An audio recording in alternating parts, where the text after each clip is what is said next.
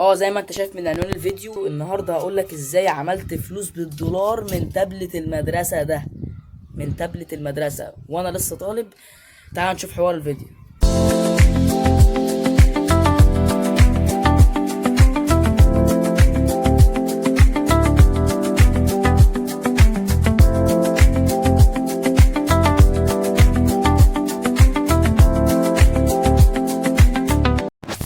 كالعاده لازم بسرعه. اهلا بكم يا جماعه، عاملين ايه؟ النهارده باذن الله فيديو هيكون جميل جدا بالنسبه لكم، هيكون مفيد جدا لشباب كتير قوي نفسها فعلا تعمل فلوس. انت طبعا زي ما انت شفت اكيد طبعا حد عليك انك شفت كتير يوتيوبرز وانفلونسرز كتير يقعدوا لك ازاي تعمل فلوس وازاي تعمل 200 دولار و100 دولار والكلام ده كله. وفي الاخر معظم اللي هما بيقولوه في الاخر ايه؟ وده فعلا صح. يقولك انت تتعلم مهارة وتعلم سكيلز، تقدم خدمة والكلام ده كله. اي حد فعلا عشان يجيب فلوس لازم يكون بيقدم خدمة. لازم بص، دي حطهم سؤال كده، اي حاجة بتجيب فلوس لازم تدي مقابلة حاجة. عايز تاخد فلوس تدي مقابلة حاجة. مقابل بقى ايه؟ مثلا انا هاخد فلوس، هدي مقابلها ايه؟ هدي مقابلها فيديو زي اللي انت شايف دوت مثلا. هدي مقابله مثلا مهاره. مثلا انت مثلا عايز تعمل تصميم، خدت منك انا فلوس التصميم واديتك التصميم. عايز تعمل مونتاج، اديتك المونتاج خدت فلوس، وهكذا. فانت لازم تقدم خدمه. تمام. بس الفكره بقى في المشكله بقى عندنا في ايه؟ الفكره ان احنا اصلا، انت على كل خاص حتى لو انت عايز تتعلم مهارة لازم يكون عندك كده مبدئيات، كده ايه، فلوس مبدئية كده صغيرة تبدأ تستثمرها. زي مثلا يكون عندك كمبيوتر عشان تبتدي تشتغل.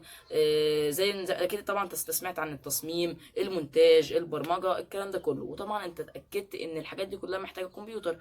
التصميم محتاج فوتوشوب مدفوع، والفوتوشوب برضو محتاج كمبيوتر عشان محتاج تشتغل على الويندوز والكلام ده كله.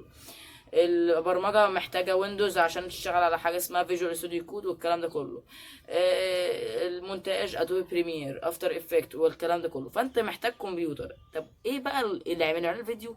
انا جاي اقول لك ازاي عملت فعلا فلوس بالدولار. والفيديو ده يا جماعه خطوات عمليه بجد يعني. انت كمان تبتدي دلوقتي تعملها من تابلت المدرسه. وطبعا مش تابلت بس، طبعا يعني مش لازم. في ناس ممكن تكون صغيره في السن مثلا، او لسه في ثالثه اعدادي او في اعداديه، فمثلا ما خدتش التابلت. فلا عادي يا باشا، ممكن من موبايلك عادي. انا بس قلت تابلت المدرسه يعني عشان هي حاجه جديده، عشان كله بيسمع من الموبايل على طول. بس يعني طبعا برضو من تابلت المدرسه علشان هو كبير، بس انا بستخدمه بصراحه عشان هو كبير في شويه. يعني الموبايل بيبقى صغير قوي، لسه بيبقى كبير شويه فبيبقى احسن يعني. طبعا زي ما انت سمعت. طبعا انت قلت دلوقتي ايه؟ انت عايز تتعلم تصميم. التصميم محتاج منك فوتوشوب ومدفوع بفلوس، فانت هتدفع فلوس عشان تتعلم. فانت متخيل هتدفع فلوس عشان تاخد فلوس؟ فالموضوع هياخد منك وقت وممكن تزهق وممكن ما تتعلمش اصلا. فانا جاي اقول لك التطبيق اللي هتستخدمه فعلا مكان فوتوشوب. لو عايزنا نعمل عنه ريفيو، طبعا هو مش اعلان ليه ولا حاجه، بس لو حابب نعمل عنه فيديو كامل مثلا، كورس كامل مثلا، مفيش مشكله، اقدر اعمل لكم اللي انتوا عايزينه يعني. تمام. التطبيق ده فعلا اغناني فعلا. يعني زي ما انت شايف كده من الصوره المصغره. طبعا الصوره المصغره دي طبعا دي انت ممكن تقول ان هي بالفوتوشوب والكلام ده كله، ولكن الصوره دي فعلا بالتطبيق ده. التطبيق ده فعلا يا جماعه بيعلمك كل حاجه موجوده في الفوتوشوب حرفيا. لو انتوا حابين نعمل كورس كامل عن التطبيق دوت. التطبيق ده حرفيا يا جماعه، حرفيا والله العظيم من غير مبالغه، انا حرفيا استغنيت عن الفوتوشوب بعد ما كنت بستخدمه. استغنيت عن الفوتوشوب وبدات استخدم التطبيق ده بس.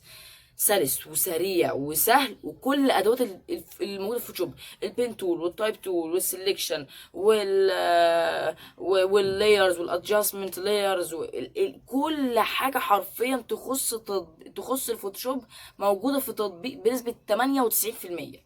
طبعا شوف انا برضه 2%. وايه، والالوان وتناسقها والتبين والسطوع والشادو واللايت وكل حاجه حرفيا يا جماعه موجوده في التطبيق دوت.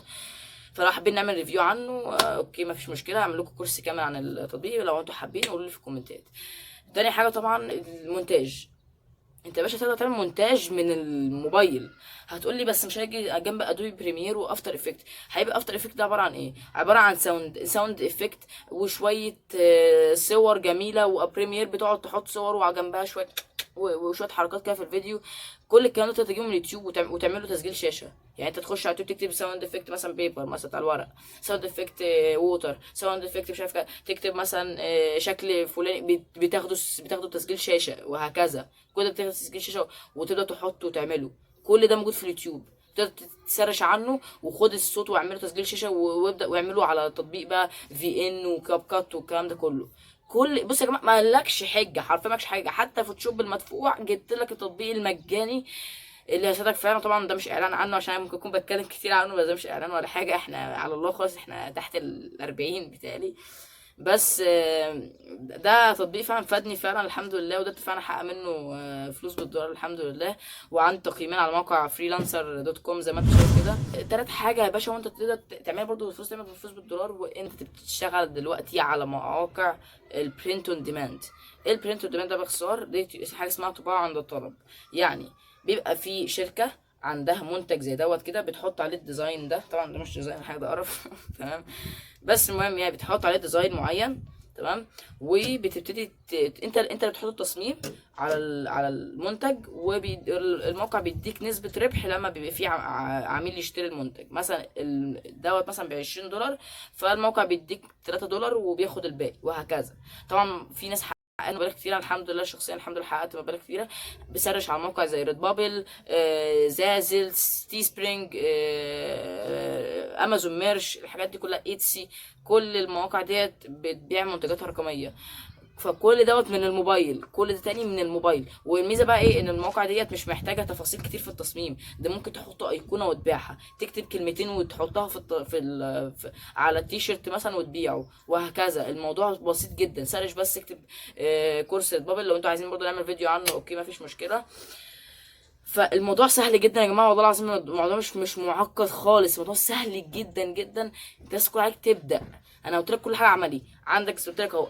اتعلم حاجه، اتعلم موقع البابل بيشتغل ازاي، وازاي تعمل تصميم. سواء زي ما قلت لك التطبيق اللي هيفيدك المجاني اللي على الموبايل اللي هقول لك عليه. لو انت حبيت تعمل لي، لو حبيت تساله عنه ممكن اعمل لكم كورس كامل عن التطبيق دوت.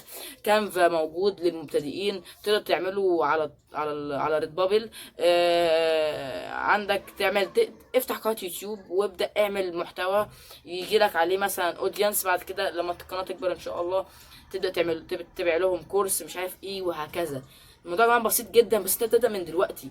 انا الحمد لله حققت من ريد بابل الحمد لله موقع العمل الحر فريلانسر، وباذن الله هخش على اب وورك مستقل وخمسات. الموضوع كان مضايقني شويه، بس كان بس في ناس عملت منه مبالغ كتير. اسمه دوت كنت اقول لك ايه تاني، صناعه المحتوى. تبدا افتح قناه يوتيوب.